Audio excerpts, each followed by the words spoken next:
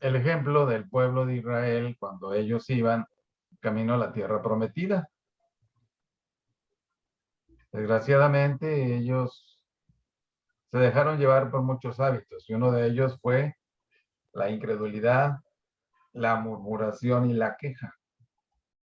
Y estos hábitos pues fueron perdiendo su relación con el Señor y es más, llevándolos a pecar. Y estamos hablando del cansancio del alma. En el libro de Números 21, del 1 al 9, nosotros leemos, cuando el cananeo, el rey de Arad, que habitaba en el Negev, oyó que Israel venía por el camino de Atarim, peleó contra Israel y tomó de él prisioneros. Entonces Israel hizo voto a Jehová y dijo, si en efecto entregares este pueblo en mi mano, yo destruiré sus ciudades. Y Jehová escuchó la voz de Israel y entregó al cananeo y los destruyó a ellos y a sus ciudades y llamó el nombre de aquel lugar Orma, que significa destrucción.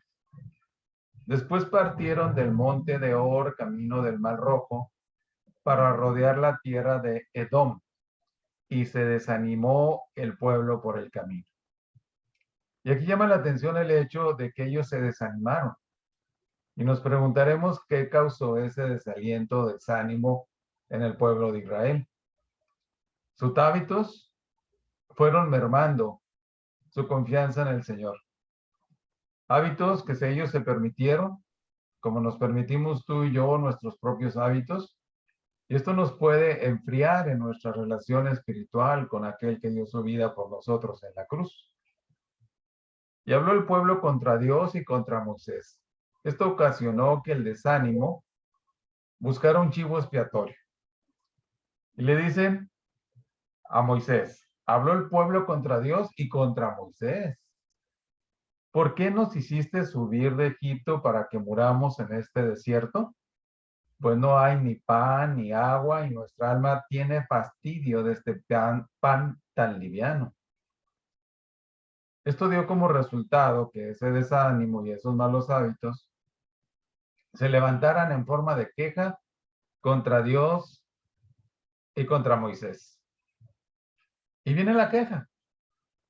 ¿Por qué nos hiciste subir de Egipto para que muramos en este desierto? Yo me pregunto, ¿estaban disfrutando su estancia en Egipto cuando estaban como esclavos? Indudablemente que no. Y si Dios los liberó de esa esclavitud y también de esos malos hábitos que ellos se fueron permitiendo, también los iba a librar de eso. Mas, sin embargo, ese desánimo lo convirtieron en queja contra Dios. Y la manera en que nos dice aquí, pues no hay agua, es un desierto, no hay pan. Y nuestra alma tiene fastidio de este pan tan liviano. Estaban hablando del maná. Y si Él les dio el maná, esto era para el alimento, tanto físico como espiritual, al ver el gran poder de Dios. Pero sin embargo, aquí vemos el hábito de la queja. A veces nosotros nos quejamos de muchas cosas, de la vida, que no nos alcanza el dinero, de familiares, de vecinos que son ahí un tanto ruidosos, y se va convirtiendo en una queja, en un hábito. Y ese hábito, si nosotros lo dejamos avanzar, posteriormente es muy difícil romperlo, por pequeño que sea. Solamente con el poder de Dios podemos hacerlo. Imagínense, si Dios les estaba dando lo mejor, como era el maná, ellos le llamaron pan liviano. Y además estaban fastidiados. Todo el día lo mismo. Queja y más queja. Que fue condenando al pueblo. La ira de Dios subió y trajo un juicio de esta queja contra el Señor y contra Moisés. Nunca vemos palabras de agradecimiento en este pueblo. Ellos se olvidaron de agradecerle a Dios. En ninguna parte del pasaje nos habla de que ellos le agradecieron a Dios por cómo suplía sus necesidades básicas, como el alimento, como el agua. Pero eso sí, se quejaron y eran expertos en hacerlo. Y Jehová envió entre el pueblo serpientes ardientes que mordían al pueblo y murió mucho pueblo de Israel. Esta es la consecuencia de permitirse hábitos dañinos que llevaron realmente al pueblo a quejarse. La palabra de Dios nos enseña por el libro de Gálatas que todo lo que nosotros sembremos, eso vamos a cosechar. Dice, no os engañéis, Dios no puede ser burlado. No nos podemos engañar. Tenemos que enfrentar y confrontar nuestros propios hábitos. Si no, ellos nos van a llevar a la queja, a la murmuración y a estar en contra del Señor. Tenemos que ser muy listos porque nuestra antigua naturaleza pecaminosa es muy sutil. Y solamente una comunión diaria y profunda con nuestro Dios nos va a hacer que veamos estos fallos en nuestra vida. Imagínense, serpientes ardientes. Y dice que murió mucho pueblo de Israel. Esta fue la consecuencia realmente. Dios no quiere decir que nos va a matar hoy día por nuestros hábitos. Lo que sí se va muriendo es nuestra relación personal con Jesús, y eso es algo que no debemos permitirnos de ninguna manera. ¿Qué hizo el pueblo? Entonces el pueblo vino a Moisés y dijo, hemos pecado por haber hablado contra Jehová y contra ti. Ruega a Jehová que quite de nosotros estas serpientes. Y Moisés oró por el pueblo. Aquí vemos que Moisés adoptó el carácter de Dios de misericordia, amor y paciencia. Moisés no les dijo, tienen lo que merecen. No les dijo eso. Ya de por sí era muy complicado que ya hubiera muerto mucho pueblo, pero Moisés no actuó en la energía de la carne, actuó en el amor misericordioso de Dios. Bueno, Moisés oró por el pueblo, dice ahí, y es lo que nosotros tenemos que hacer también. Y el Señor le dijo a Moisés, hazte una serpiente ardiente y ponla sobre una asta, y cualquiera que fuere mordido y mirare a ella, vivirá. Y Moisés hizo una serpiente de bronce y la puso sobre una asta. Y cuando alguna serpiente mordía a alguno, miraba a la serpiente de bronce y vivía. La paciencia y misericordia de Dios para con su pueblo. Así como para ti y para mí igual hoy. Esos hábitos nos pueden realmente enfriar en nuestra relación personal y espiritual con Jesús. Y pueden ser hábitos que hemos traído de muchos años atrás quizá, pero están estorbando nuestra relación. Podemos decir, ay, todos los días leer la Biblia. Ya me fastidié. Eso dijo el pueblo de Dios aquí. Se fastidiaron de ese pan tan liviano. Están diciendo ni siquiera nos llena. Lo cual era queja y era una mentira. Si Dios les estaba dando lo mejor, como a ti y a mí nos ha dado la palabra de Dios, nosotros también podemos menospreciar lo que Dios nos da. Y Dios nos libre de eso.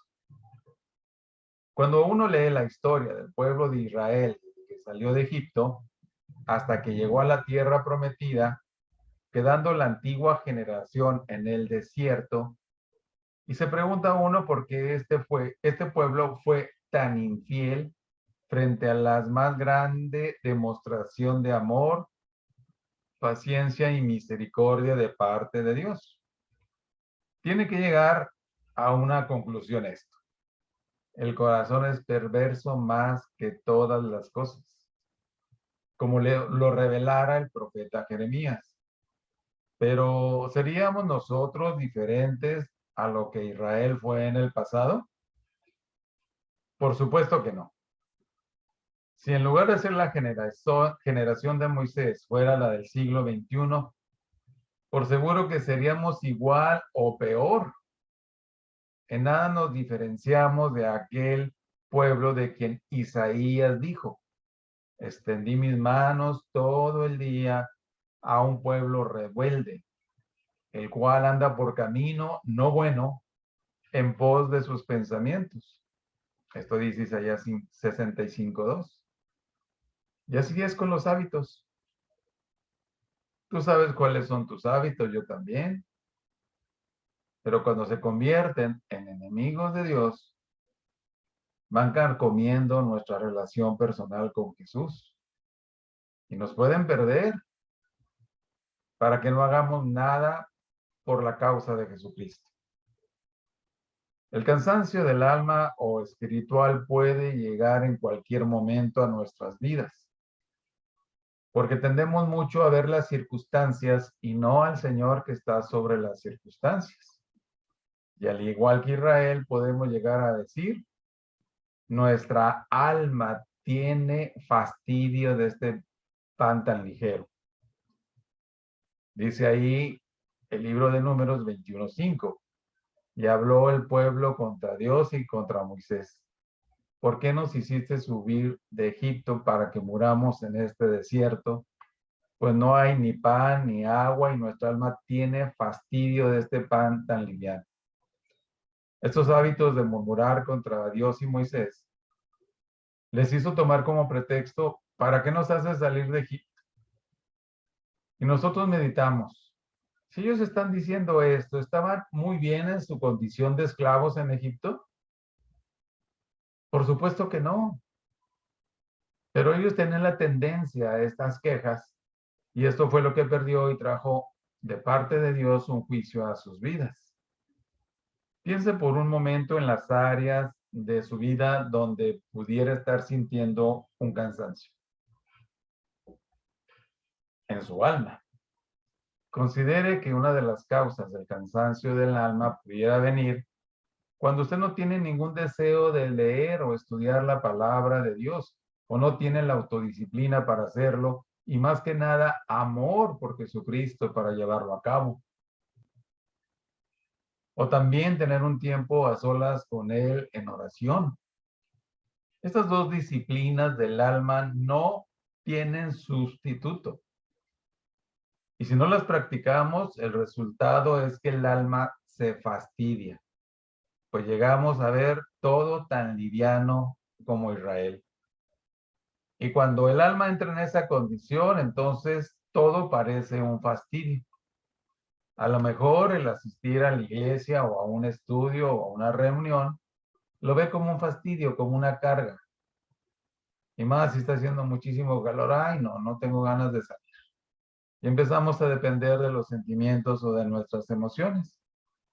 Por cuanto hay un desgano espiritual, entonces la persona arremete con todo o contra todo. Nada le parece bueno. La murmuración y la crítica empiezan a formar parte de su vida. Aún nosotros en pleno siglo XXI.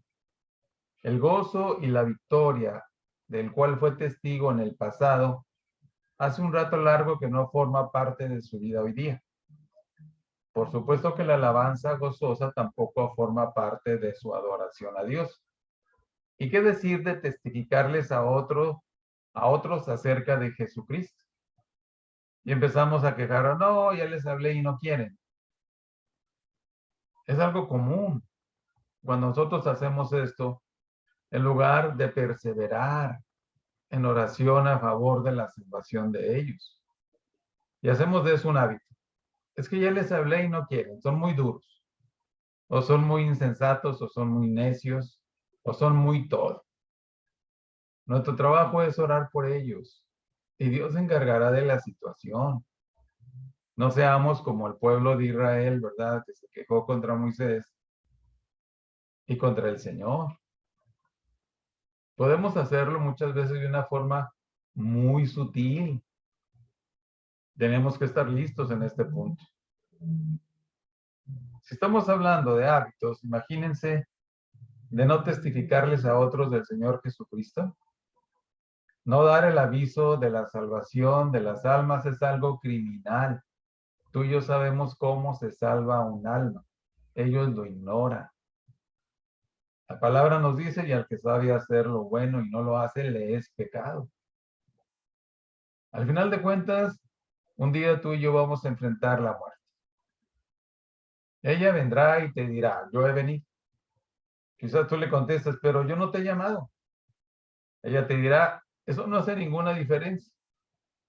Tú puedes llamar a tu esposo, a tu esposa, a tu hermano, a tus hijos, a tu doctor, pero ella dice, tú tienes una cita. Por eso dice Pablo en Corintios, el tiempo es corto y más ahora. Por eso tenemos que ser muy cuidadosos en cuanto a nuestros malos hábitos. Nada más terrible para un creyente que llegara al estado en que cayó Israel. Nos hará muy bien hablar de este peligro espiritual. ¿Y qué nos enseña esta historia? Primeramente, esta historia nos revela el pronto olvido del alma de los beneficios divinos. Nos hacemos ingratos. Primero, el olvido de los votos hechos en Números 21:2. Entonces Israel hizo voto a Jehová y dijo, si en efecto entregares este pueblo en mi mano, yo destruiré sus ciudades. Israel estuvo siempre expuesto a derrotas. Allí en Números 21:1 nos lo dice. Cuando el cananeo, el rey de Arad, que habitaba en el Negev, oyó que venía Israel por camino de Atarim, peleó contra Israel y tomó de él prisioneros. ¿Qué hago?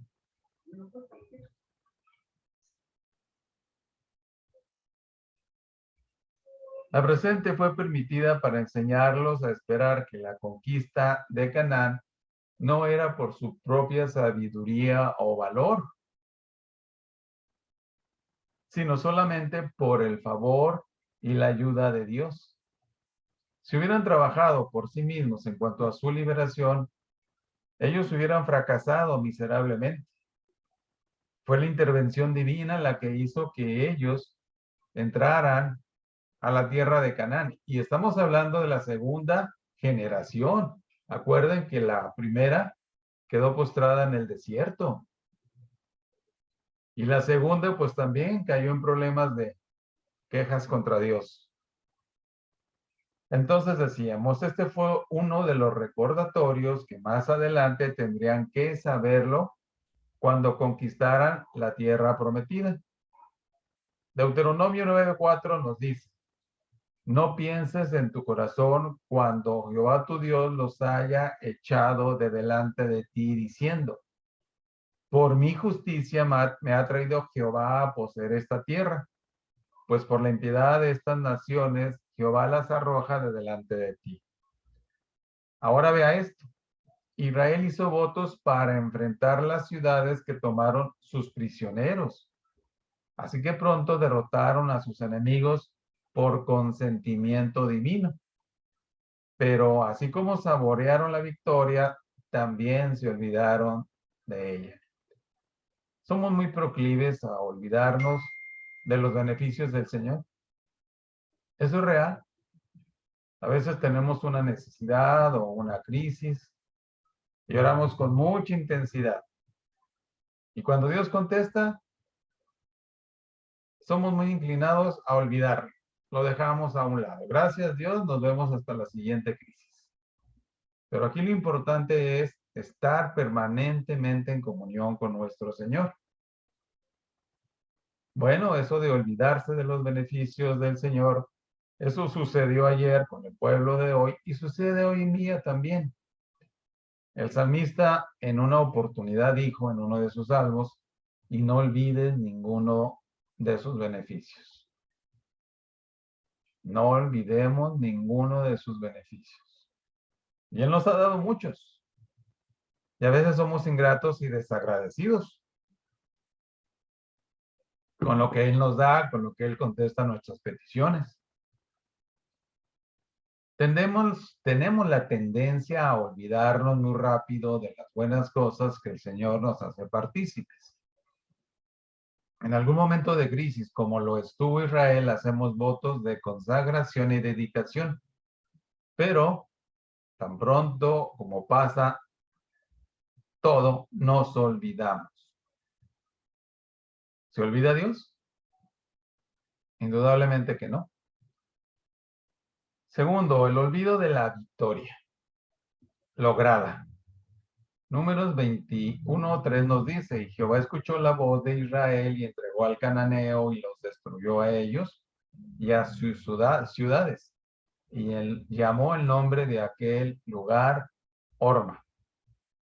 En su historia, Israel tendría que recordar que 40 años antes los amalecitas y los cananeos los habían derrotado precisamente en este sitio, cuando intentaron llegar a la tierra prometida por sus propios medios. Pero ahora ellos cuentan con la poderosa presencia de Jehová, de quien se dijo: Jehová peleará por vosotros y vosotros estaréis tranquilos. Éxodo 14:14. Esta promesa la cumplió el Señor siempre, e Israel fue testigo permanente de la espada del Señor contra sus enemigos. Pero del lugar que ellos llamaron Orma, que significa destrucción, pronto se olvidaron también. La palabra destruir acá significa que si ellos ganaban, consagrarían al Señor todo como un tipo de ofrenda o tributo, sin retener nada para sí o para los demás.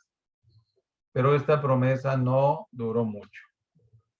Una de las cosas que se repite siempre en la vida cristiana es la continua fidelidad de Dios cumpliendo sus promesas y la frecuente infidelidad de su pueblo que olvida sus beneficios.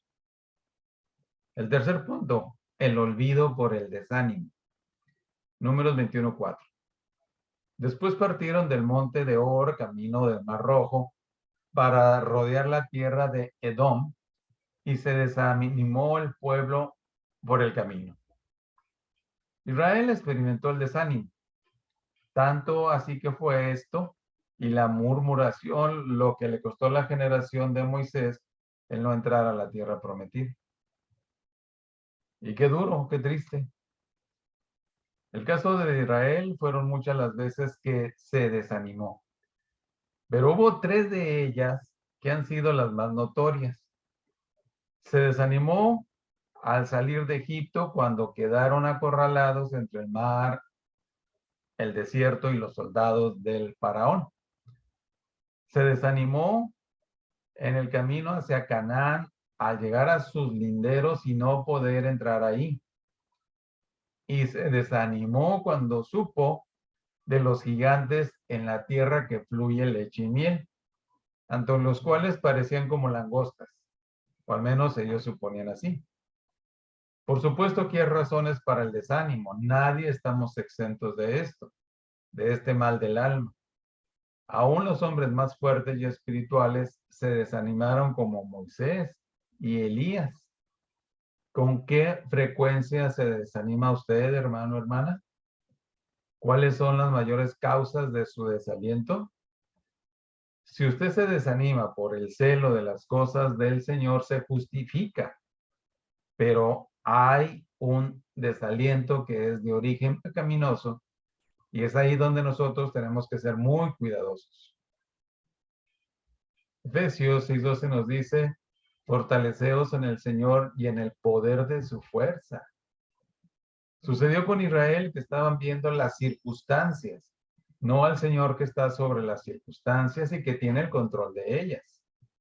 ¿Por qué estaba Dios permitiendo estas cosas a su pueblo? Para que ellos aprendieran a depender absolutamente del Señor, así como tú y yo. Todo esfuerzo que querramos hacer por nosotros mismos nos va a llevar al fracaso. Por eso Pablo llegó a decir: todo lo puedo en Cristo que me da la fortaleza. No es una fortaleza propia, es la fortaleza que Dios nos da en medio de nuestras necesidades. Decíamos que hay un desaliento de origen pecaminoso. Esta historia nos confronta sobre el terrible pecado de la murmuración. Es algo que destruye la vida de los creyentes, que destruye la vida de la iglesia también.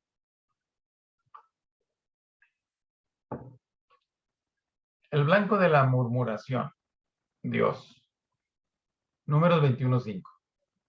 Y habló el pueblo contra Dios y contra Moisés, diciendo: ¿por qué nos hiciste subir de Egipto para que muramos en este desierto? Ellos estaban reclamándole al Señor y a Moisés.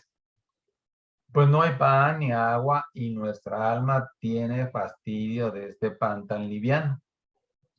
Es un cuadro triste y doloroso que el banco de la crítica y la murmuración sea el mismo Dios que ama y sustenta a su pueblo. Hay mucha infidelidad en la vida de los creyentes y mucha ingratitud. Y Dios siempre está fiel hacia nosotros en su misericordia. Pero nosotros a veces respondemos igual que este pueblo. Israel nunca midió las consecuencias de su queja. Esta fue una murmuración directa contra Dios y contra Moisés. Entonces, nada pudo ser más grave que esto. Pero la verdad es que el pecado de la murmuración no es algo nuevo. Uno puede percibir que la misma caída del hombre generó murmuración. Y al final se ve cómo recayó contra Dios cuando Adán dijo, la mujer que tú me diste. Imagínense echarle la culpa a Dios. Esos son los malos hábitos que debemos identificar y evitar. Entonces, estaba quejando de que él era el responsable de su propia desgracia. Desde entonces, el pueblo de Dios ha cometido el pecado de la murmuración, uno de los más groseros del carácter. Piensen esto. En el hogar se murmura contra los padres, en el colegio contra los profesores, en el trabajo contra los compañeros y en la iglesia contra el pastor y los líderes. Cuando se murmura contra otro es un menosprecio. Imagínese, imaginémoslo, hacerlo contra Dios y contra su ungido. Esto es algo complicado, es algo grave, porque la queja se traduce en quejarse contra Dios cuando las cosas no salen como yo quiero o pienso que deben ser. Después consideramos aquí el porqué de la murmuración. Egipto. Números 21:5b. ¿Por qué nos hiciste subir de Egipto para que muramos en este desierto? Recordemos que ellos estuvieron 400 y feria de años como esclavos. Y dice que su clamor subió a Dios, no dice que clamaron a Dios. Su clamor subió a Dios. Y Él los oyó y los reconoció. Y Él trajo la liberación de la esclavitud. Nosotros podemos también ser esclavos de nuestros hábitos. Y estos son muy sutiles muchas veces. Pero ahí están, estorbando nuestra relación profunda con Dios. Y como no vemos a un Cristo manifestado a través de su palabra o de nuestras oraciones, nos desanimamos. No, pues es que Dios ni nos contesta, o sus promesas, pues yo no veo que se hagan vivas. Debemos ser muy cuidadosos con esos hábitos porque nos pueden llevar a una situación de mucho pecado, de mucha queja contra aquel que dio su vida por nosotros en la cruz. La murmuración es todo lo opuesto a la alabanza. Quien murmura ni alaba ni agradece, sino que golpea con sus palabras. Esto hizo Israel, pero acuérdense que el juicio vino. La falta de un bien temporal o el hecho de ver que Dios les conduzca en alguna otra dirección puso al descubierto la más grande ingratitud de la que se tenga conocimiento. Con una sola queja echaron por tierra la manifestación del poder de Dios, queriendo regresar al paganismo que vivían en Egipto, como alguien lo ha definido. Israel había salido de Egipto, pero Egipto jamás había salido de ellos. Y esto lo comprobamos muy fácilmente cuando vemos que Moisés se fue al monte para estar en la presencia de Dios 40 días y 40 noches y no bajaba. Y el pueblo se desesperó y presionaron a Aarón, el sumo sacerdote, a hacer el famoso becerro de oro. Y el juicio vino. ¿Cuál es el problema aquí? No supieron esperar en el Señor. No supieron que Él estaba preparando las tablas de la ley, de los mandamientos, Y también menospreciaron esto.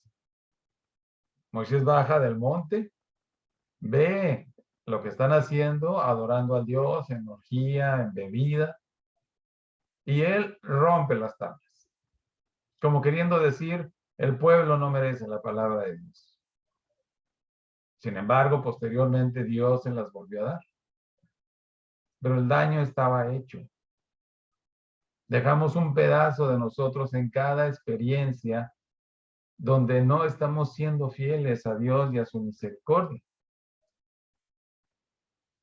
Entonces, aquí se pone de manifiesto que el propósito de toda murmuración es desplazar a Dios de un corazón agradecido y sustituirlo por los puerros, rábanos y cebollas que el mundo ofrece.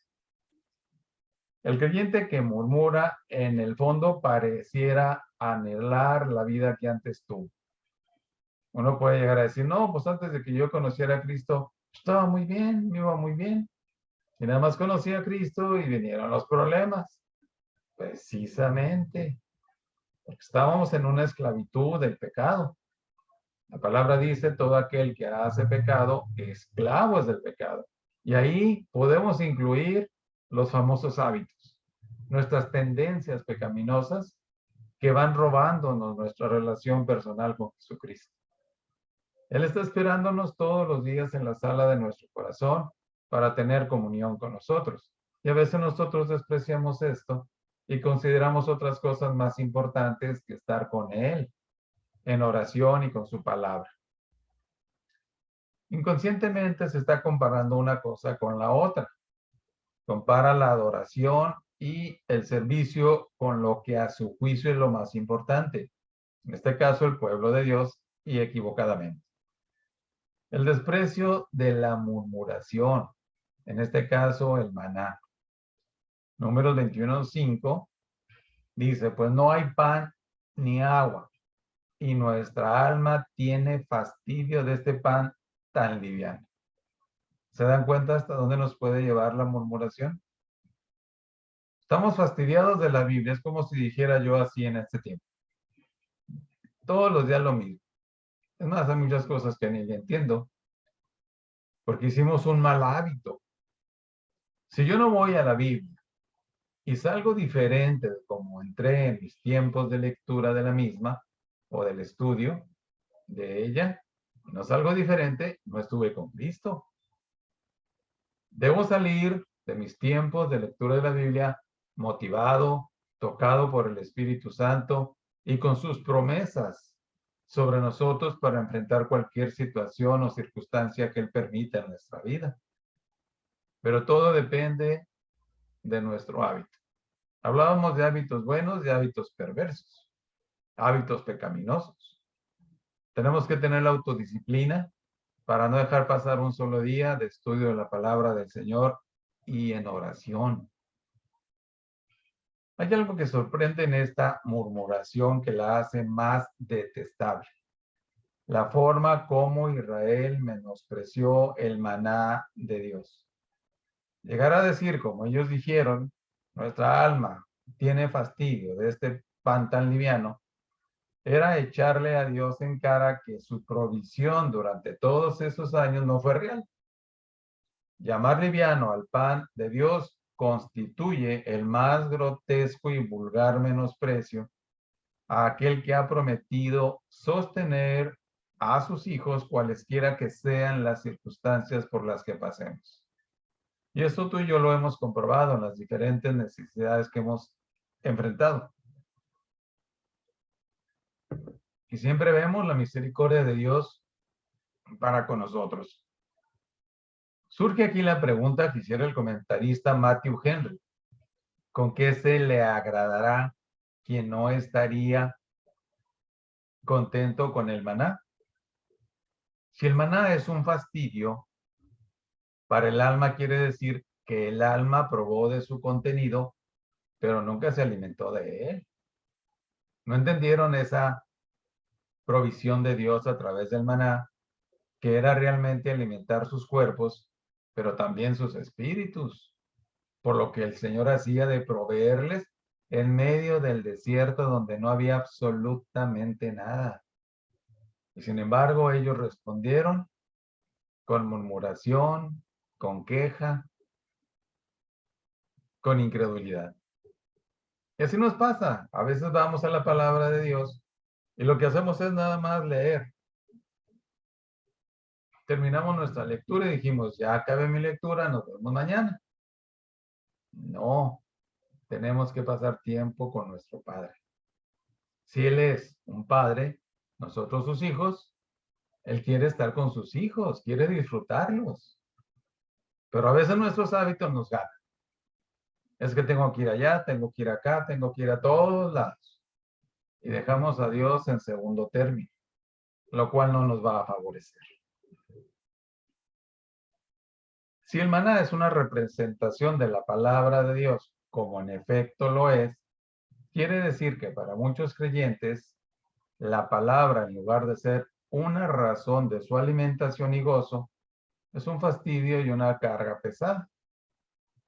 A mí me sucedía como cuando era nuevo creyente, ¿no? Que todavía estudiaba.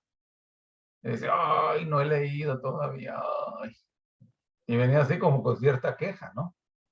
Pero tú vas aprendiendo en los años, a través de la experiencia, que no hay nada más maravilloso que estar con Él, en oración y en su palabra. Más aún si el maná es una figura de Cristo, como en efecto lo es. Israel anticipadamente lo menospreció. ¿Y qué es para mí el maná o la palabra de Dios? ¿Por qué tengo que ir a ella de continuo? Es muy sencillo. ¿Qué es lo que voy a encontrar a través de este pan espiritual cuando Él dijo yo soy el pan de vida? Pues voy a encontrar consuelo, voy a encontrar fortaleza, voy a encontrar guía, voy a encontrar valentía, voy a encontrar el poder de Dios para enfrentar cualquier circunstancia que Él permita. Si no voy por causa de mis hábitos, yo me pierdo realmente todas estas promesas que el Señor nos dio para hacerlas nuestras por medio de la fe. Y están ahí, todas nos pertenecen, pero hay que poner fe en cada una de sus promesas. Y Él siempre está dispuesto a que nosotros vayamos a Él. Vengan a mí los que estén trabajados y cargados, yo los voy a hacer descansar. Si tú y yo tenemos un día muy pesado en la oficina o en los trabajos diferentes que desempeñemos, aquí nos habla de ir a Él y nos habla de un descanso. Físicamente podemos llegar a casa, tomar un baño, descansar y nos recuperamos. Pero aquí habla de algo más profundo, el descanso de nuestras almas. Estamos desalentados, estamos afligidos, pero Él nos llena de su presencia y nos da el ánimo que nosotros necesitamos. Él dijo, no te dejaré ni te desampararé. Y eso está ahí para mí, para ti. Pero es cuestión de que nosotros lo tomemos por fe. Ahora bien, esta historia nos presenta la obra restauradora de la gracia a favor del pecador. La murmuración, quiero decirte, tiene que ser castigada. Números 21:6. Y Jehová envió entre el pueblo serpientes ardientes que mordían al pueblo, y murió mucho pueblo de Israel. Esto es lo que provoca la murmuración. Juicio de parte de Dios a la vida del creyente. Es inevitable. ¿Por qué? Porque nos ama.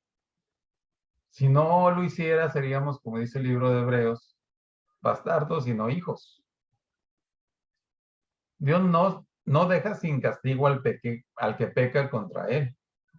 Los métodos que usa para disciplinar a su pueblo, algunas veces son del tamaño de su actuación.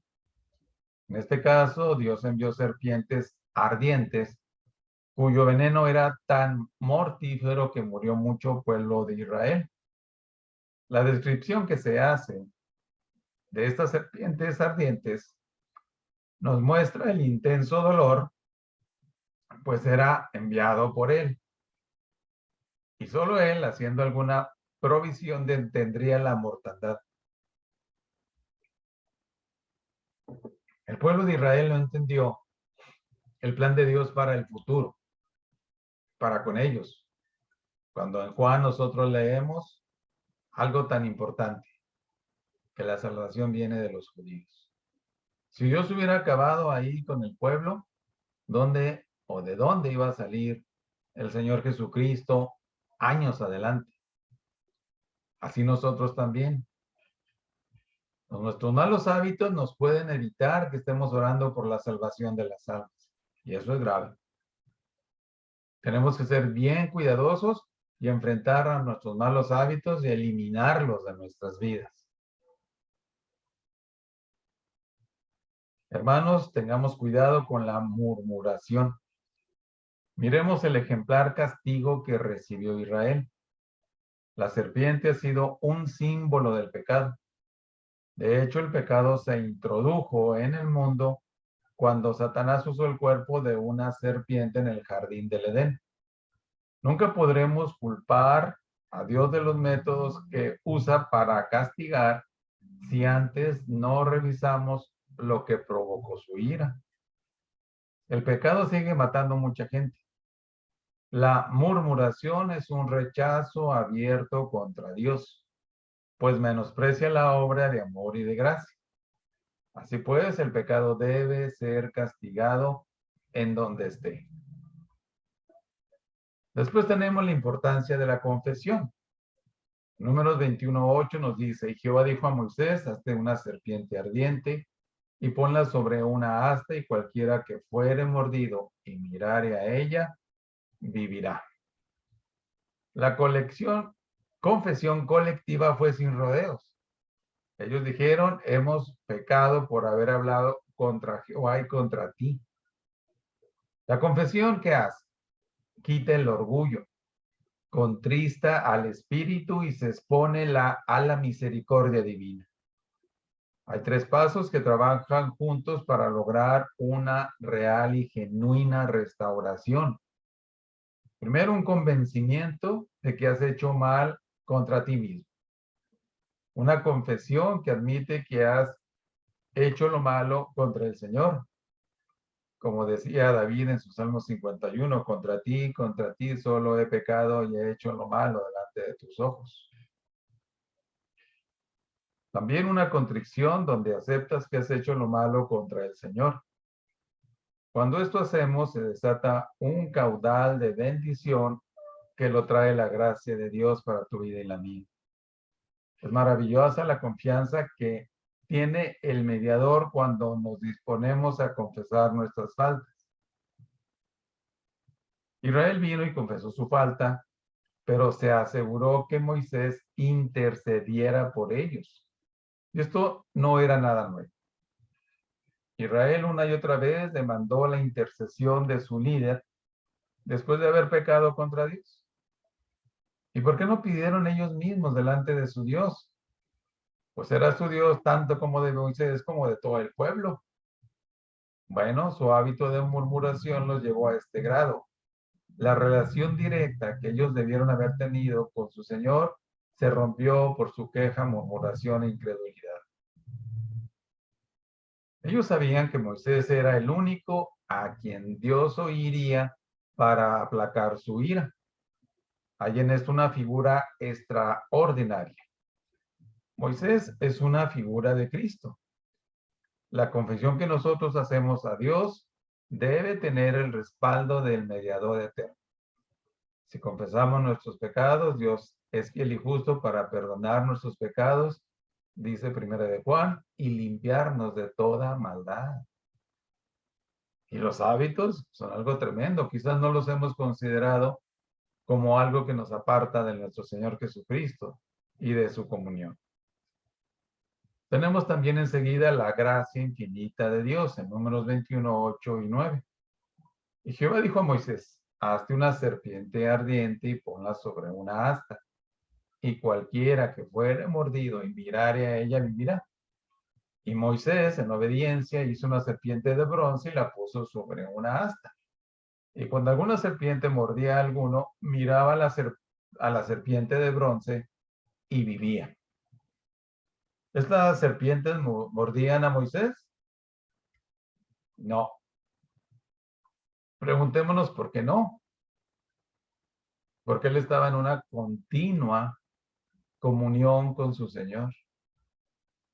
Cada vez que el pueblo se quejaba o murmuraba, Moisés lo que hacía era ir a la puerta del tabernáculo y orar por cada problema, por cada queja del pueblo. Él no se amargó en contra de ellos. Él no se quejó contra Dios diciéndole, Señor, ya tu pueblo me tiene harto, ya no lo soporto. Él no hizo eso. Él adquirió el carácter de Dios de misericordia y amor contra este pueblo rebelde, así como lo hace muchas veces contra ti y contra mí. La respuesta de Dios para sanar al herido es por demás interesante. He aquí la manifestación de la gracia de Dios. El Señor le dijo a Moisés, déjame que destruya este pueblo y de ti haré una gran nación. Y Moisés entra como un intercesor a favor del pueblo. Señor, ¿qué van a decir los egipcios? ¿Que nos trajiste aquí al desierto para destruirnos? Moisés apeló al carácter de Dios y eso evitó que Dios destruyera todo el pueblo. La oración de un hombre entregado en comunión con su Señor evitó un juicio más terrible. Eso hace la confesión. Evitar los juicios de Dios cuando nos arrepentimos de todo nuestro corazón. El mismo instrumento que usó para castigarles, ahora lo usa para salvarles. El pueblo, herido por la mordedura, debería poner su fe en la serpiente levantada.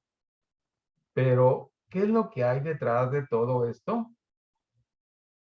Hay un mundo de evangelio acá. El Señor dijo, y como Moisés levantó la serpiente en el desierto, así es necesario que el Hijo del Hombre sea levantado. Esto dice Juan 3:14. Levantado hace referencia cuando Cristo iba a ser crucificado y posteriormente al tercer día resucitó de entre los muertos. Comparamos la dolencia de ellos con la nuestra. El pecado muerde como una serpiente venenosa. Compárese la aplicación del remedio de ellos y el nuestro. Ellos miraron y vivieron. Y nosotros, si creemos, también viviremos. Ellos miraron la serpiente y fueron sanados. Nosotros por fe miramos a Cristo y somos sanados. Esto es la gracia infinita de Dios para el pecador que fue mordido por el pecado. Esta historia nos revela, como ninguna otra, el fastidio que puede llegar a tener el alma cuando la misma añora el regreso a su vida antigua, cuando no teníamos a Jesús en nuestro corazón. El maná de Dios, o que Dios preparó para su pueblo por 40 años, tuvo que ser el alimento mejor elaborado que jamás alguien haya comido. Fue preparado por Dios con los nutrientes necesarios para la vida en el desierto. Sin embargo, Israel sintió fastidio de esa comida, llamándolo pan liviano. Esa fue la más descarada ofensa contra Dios y su líder Moisés. Muchos murieron por las serpientes ardientes. El menosprecio por el maná fue un rechazo anticipado al Mesías, puesto que Cristo sería el maná que descendió del cielo. Pero también la serpiente fue levantada como sanidad para los heridos. También esto es una figura de Cristo. Juan 13, 14 y 15 nos dice, y como Moisés levantó la serpiente en el desierto, así es necesario que el Hijo del Hombre sea levantado, para que todo aquel que en él cree no se pierda, mas tenga vida eterna. Por lo tanto, el alma de un creyente no debe cansarse o fastidiarse por la comida de siempre. Jesús sigue siendo el pan de vida que descendió del cielo. Juan 6 nos lo dice. Este es el pan que descendió del cielo. No como vuestros padres comieron el maná en el desierto y murieron. El que coma de este pan vivirá eternamente. No es poca cosa lo que Jesús ha hecho para que nosotros asumamos una actitud como el pueblo de Israel y lo menospreciemos. Dios nos guarde de hacer eso.